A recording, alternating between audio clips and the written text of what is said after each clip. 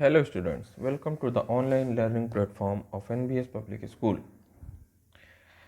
आज की क्लास में हम अपनी पिछली क्लास को ही आगे बढ़ाते हुए अपने चैप्टर में आगे बढ़ेंगे।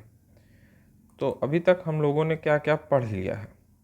अभी तक हम लोगों ने अपने पहले chapter crop production and management में एग्रीकल्चरल प्रैक्टिसेस पढ़ ली हैं, प्रिपरेशन ऑफ सॉइल पढ़ लिया है, selection and sowing of wheat seeds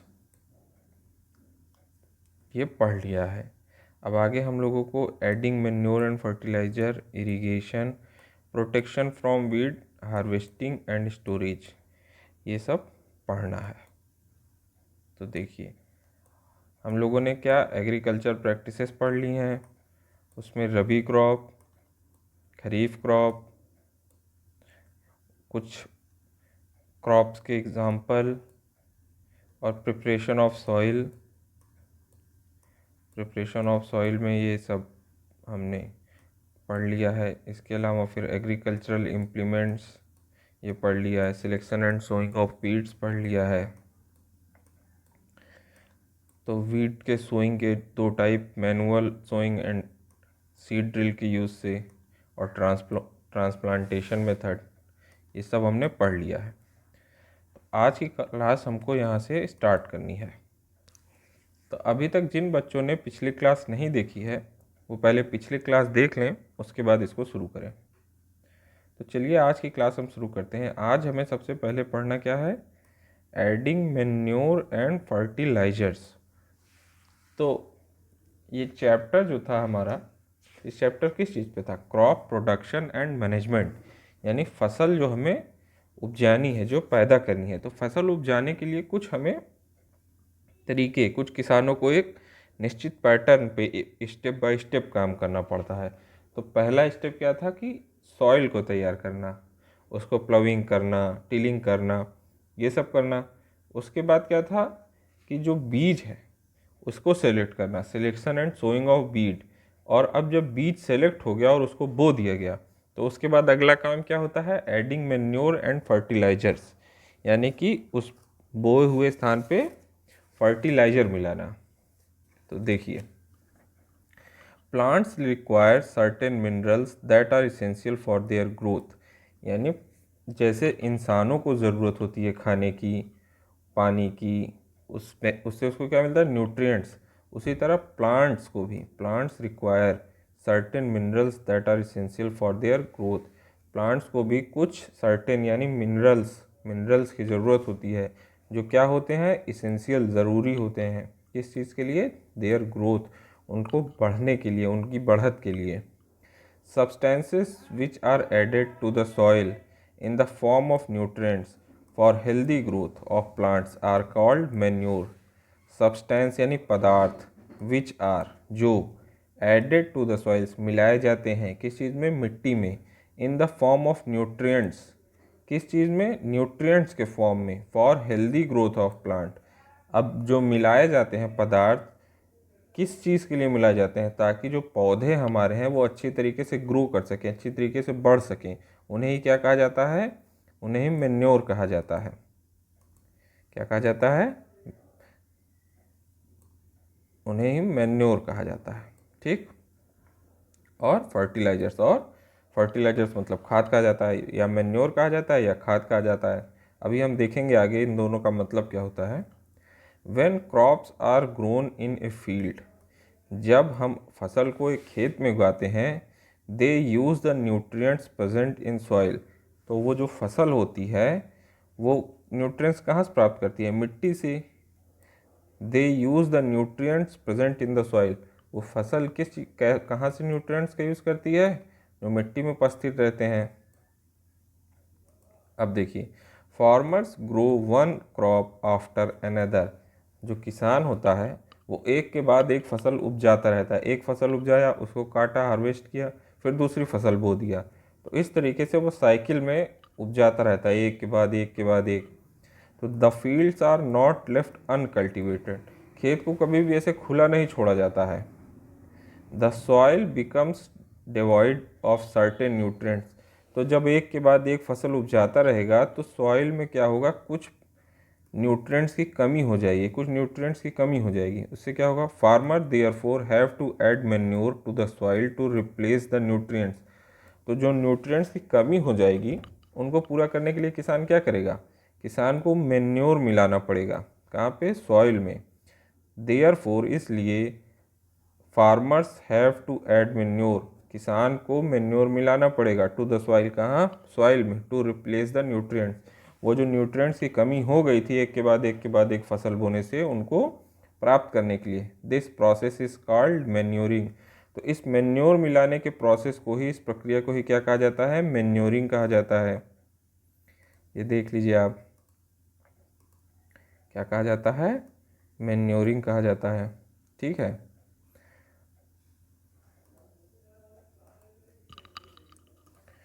Manure is a natural substance obtained from decomposition of plant and animals waste। अब manure होता क्या है, manure is a natural substance, ये एक प्राकृतिक पदार्थ होता है।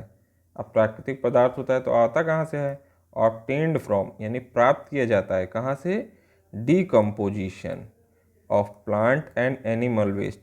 तो प्लांट और एनिमल वेस्ट के डिकम्पोजिशन यानी अपघटन से हम क्या, मैन्योर को प्राप्त करते हैं। ठीक।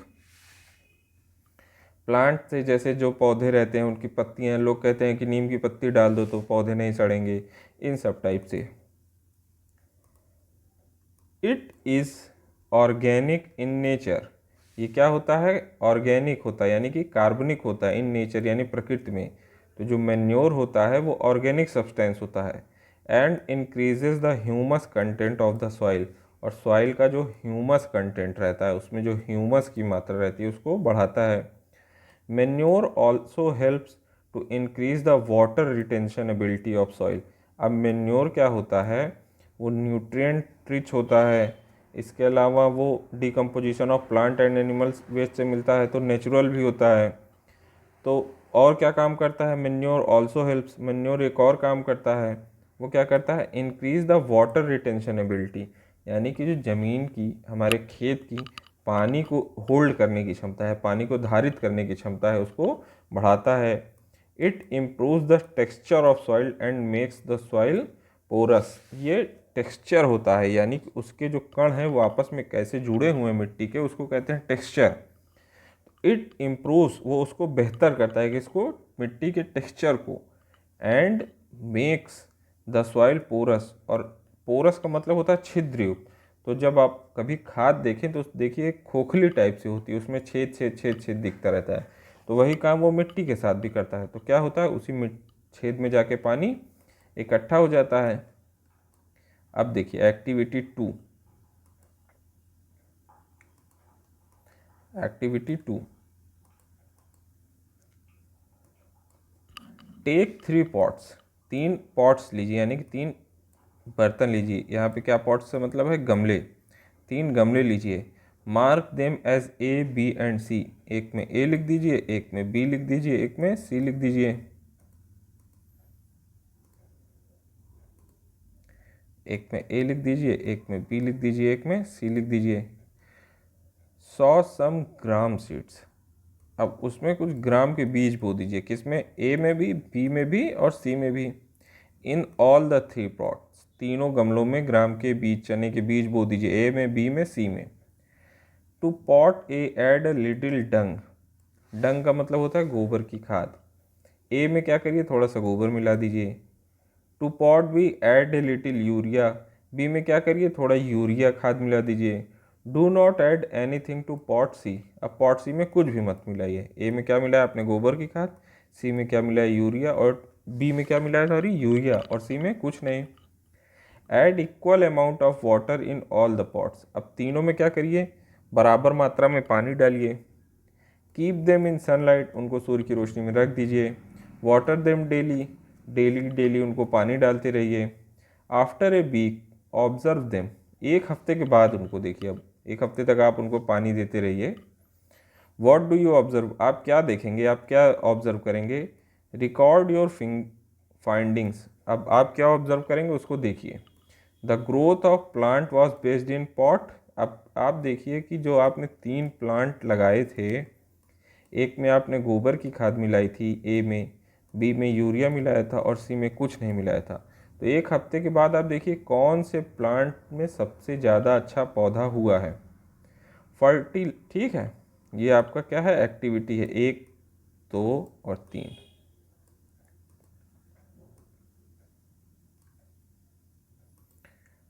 अब देखिए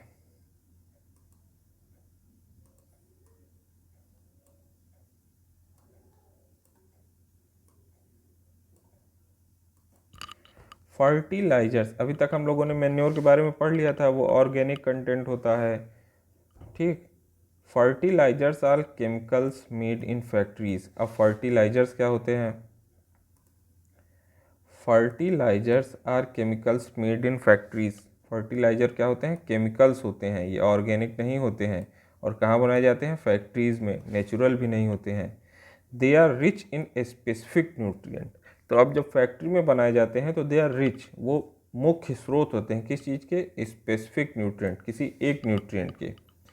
दे provide nutrients to the soil in a concentrated form. वो एक कंसनट्रेटेड मतलब सांद्र अवस्था, जहाँ पे पदार्थ की मात्रा बहुत ज़्यादा रहती है। तो they provide nutrients to the soil in a concentrated form. वो जो सॉइल को यानी मिट्टी को न्यूट्रिएंट्स प्रोवाइड करते हैं वो कंसनट्रेटेड फॉर्म में रहते हैं। सम एग्जाम्पल्स ऑफ फर्टिलाइजर्स, अब कुछ उसके उदाहरण क्या है? आर यूरिया, यूरिया आप लोगों ने अक्सर सुना होगा, यूरिया डाल दो, यूरिया डाली जा रही है। Ammonium sulphate, potash, NPK, NPK में एन से मतलब नाइट्रोजन, पी से मतलब फास्फोरस और के से मतलब पोटेशियम। यहाँ के से कंफ्यूज मत होइएगा, के और के का मतलब पोटेशियम होता है। Fertilisers are a source of soil pollution. अब ज़्यादा फर्टिलाइजर डालने से क्या होता है? सॉइल पोल्यूशन भी होता है, मृदा का प्रदूषण भी होता है। Excessive use of fertiliser is harmful as they destroy useful micro organisms in the soil. अगर हम बहुत ज़्यादा मात्रा में फर्टिलाइजर का इस्तेमाल करेंगे तब आप देखिए, क्योंकि ये केमिकल होता है ना, तो ये क्या करता है? दे destroy useful micro organisms in the soil. वो जो मिट्टी में यूजफुल माइक्रो ऑर्गेनिजम्स रहते हैं जो हमने पढ़े थे अभी, उनको ये नुकसान पहुंचाता है, उनको ये नष्ट कर देता है। ठीक, देयरफॉर इसीलिए हमें क्या करना चाहिए? We must substitute fertilisers by organic manure. इसीलिए सब्सटीट्यूट यानी प्रतिस्थापित करना चाहिए, हमें प्रतिस्थापित कर देना चाहिए किसे? फर्टिलाइजर्स को। किस चीज़ से? ऑर्गेनिक मैन्योर से, प्राकृतिक खाद से।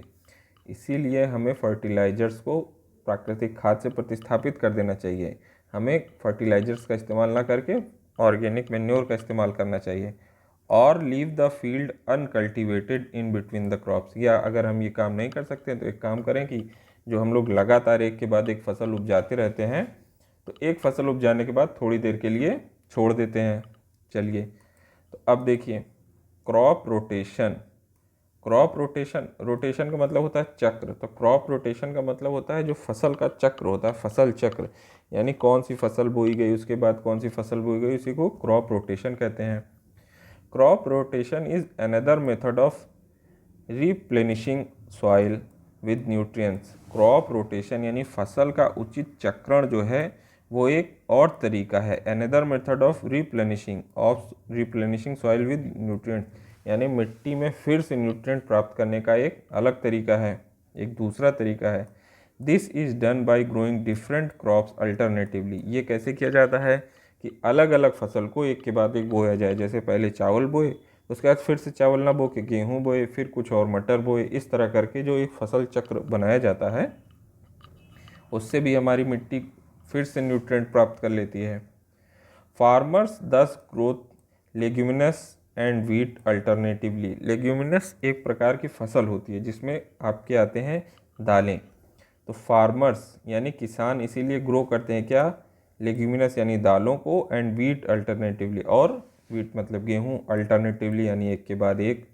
In northern India, northern India का मतलब उत्तरी भारत में जहाँ हम लोग रहते हैं, तो उत्तरी भारत में किसान क्या कहते हैं करते हैं, मिट्टी में न्यूट्रिएंट्स को फिर से प्राप्त करने के लिए लेग्यूमिनस यानी दालों और व्हीट यानी कि गेहूं को एक के बाद एक बोते हैं, जिससे मिट्टी अपना न्यूट्रिएंट फिर से प्राप्त कर लेती है। You have already studies about rhizobium bacteria.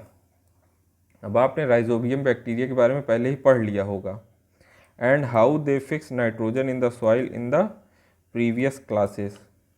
आपने पिछली क्लास में ये ज़रूर पढ़ा होगा कि राइजोबियम बैक्टीरिया जो होता है वो पाया जाता है दाल की जड़ों में।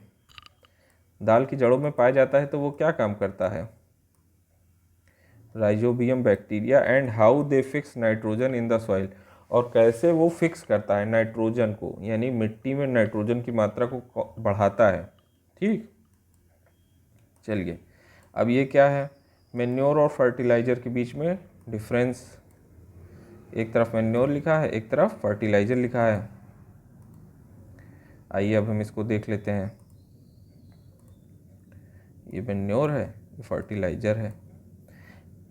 अब मैन्योर अभी हमने पहले ही पढ़ा था। It is an organic substance, ये एक ऑर्गेनिक यानी कार्बनिक पदार्थ है। It is a natural substance, ये एक प्राकृतिक पदार्थ भी है। ऑब्टेन फ्रॉम, कहाँ से प्राप्त किया जाता है, plant and animal waste, plant और एनिमल के वेस्ट से। अब फर्टिलाइज़र में देखिए, ये ऑर्गेनिक है तो ये कैसा है, इनऑर्गेनिक है, यानी कि अकार्बनिक पदार्थ है। सॉल्ट है यानी कि सॉल्ट है, it is an inorganic salt. It can be prepared in fields. अब क्या होता है, क्योंकि ये ऑर्गेनिक है, नेचुरल है, प्लांट और एनिमल के वेस्ट से प्राप्त किया जा सकता है, तो क्या इट कैन बी प्रिपेयर्ड, इसे तैयार किया जा सकता है। कहाँ, फील्ड्स में, यानी इसे खेतों पर ही तैयार किया जा सकता है। It is prepared in factories. अब फर्टिलाइज़र के बारे में देखिए, ये कहाँ बनता है, ये खेतों में नहीं बनता है। It is prepared in factories, ये फैक्ट्रीज यानी कारखानों में बनता है। It increases the humus content of soil. Manure क्या करता है, सॉइल के ह्यूमस कंटेंट को बढ़ाता है। फर्टिलाइज़र क्या करता है, it does not increases the humus content of the soil. लेकिन फर्टिलाइज़र ह्यूमस कंटेंट को नहीं बढ़ाता है। It is not very rich in plant nutrient, ये ह्यूमस तो बढ़ाता है लेकिन प्लांट न्यूट्रिएंट में वेरी रिच नहीं होता है। लेकिन ये क्या होता है, it is very rich in plant nutrients, ये बहुत रिच होता है। जैसे अभी आपने देखा ना कि फर्टिलाइज़र क्या होता है, एक स्पेसिफिक न्यूट्रिएंट का कंसनट्रेटेड सॉल्ट होता है, तो वेरी रिच होता है। चलिए, ये सब बातों के बाद भी क्या होता है, the organic manure is considered better than fertiliser, यानी ऑर्गेनिक मैन्योर को फर्टिलाइज़र से बेहतर माना गया है। उसका सबसे बड़ा कारण तो ये है कि जो फर्टिलाइज़र होते हैं हमारे, वो पोल्यूशन करते हैं, लेकिन ऑर्गेनिक मैन्योर पोल्यूशन नहीं करते हैं। आइए उसके बाद देखते हैं। उसके बाद आता है हमारा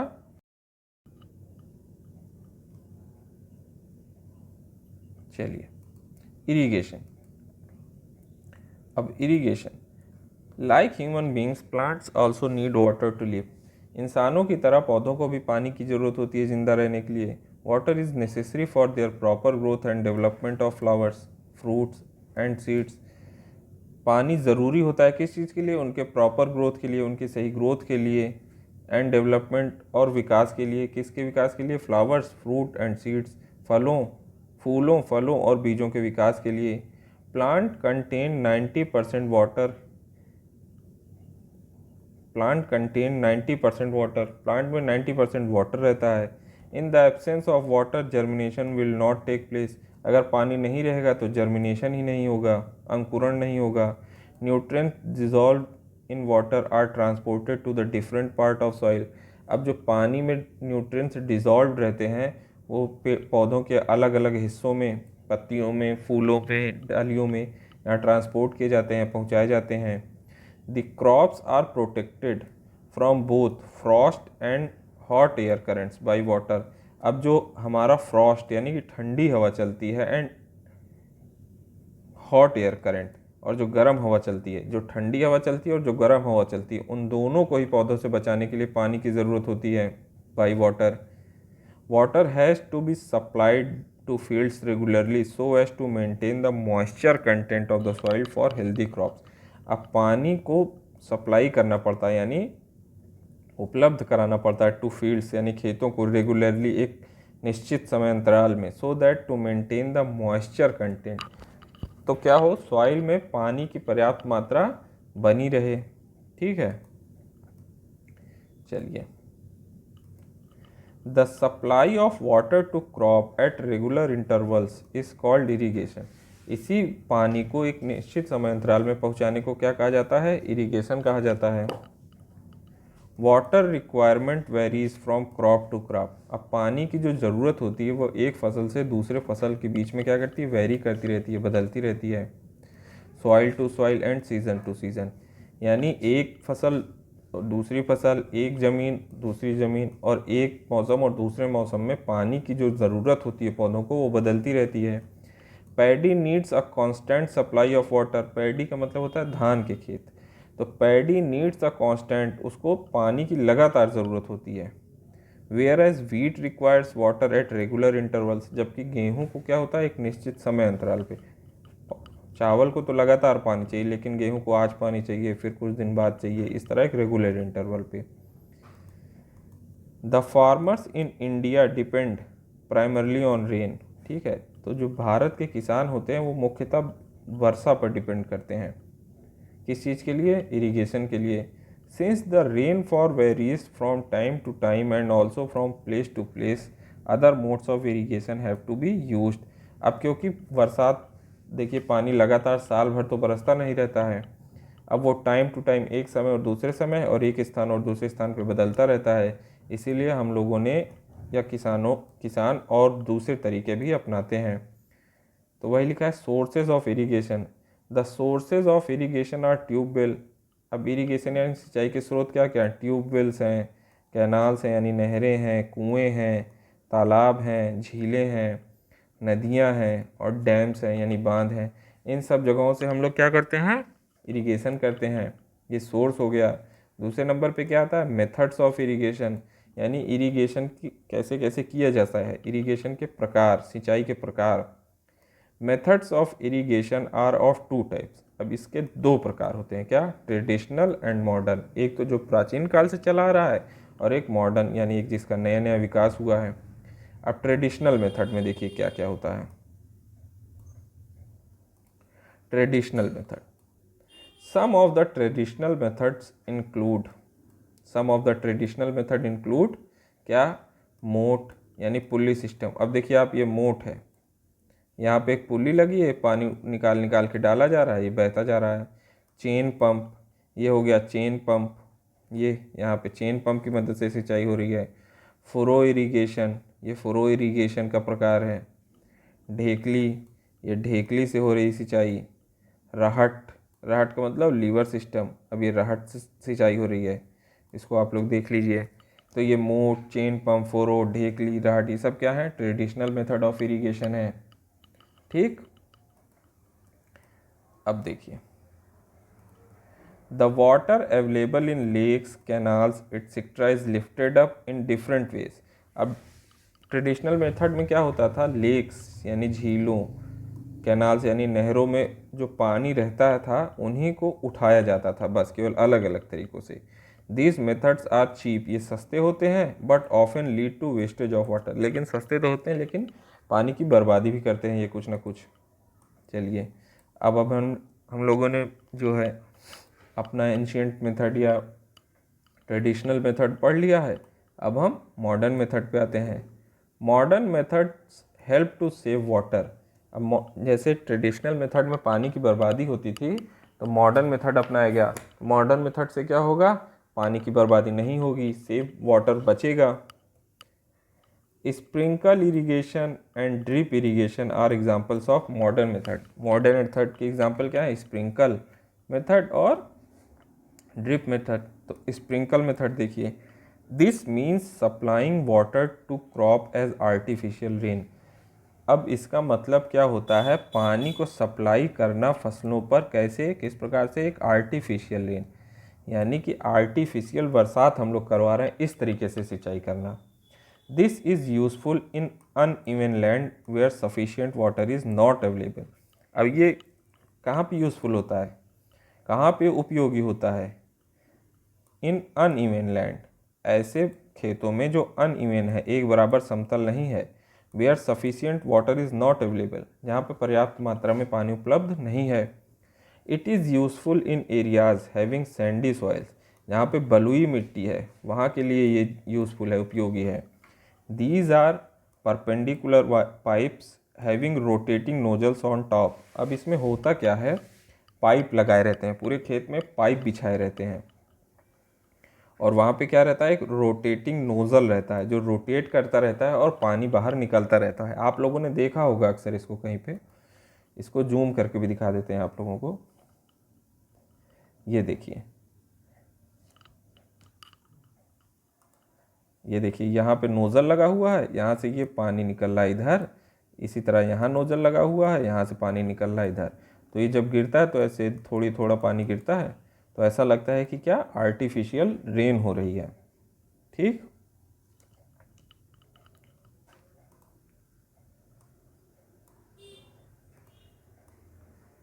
ये पढ़ लिए थे, nozzle on top which are joined to the main pipe, which are joined to the main pipeline at regular intervals. जो नोज़ल लगे रहते हैं उनको मेन पाइपलाइन से जोड़ा गया रहता है।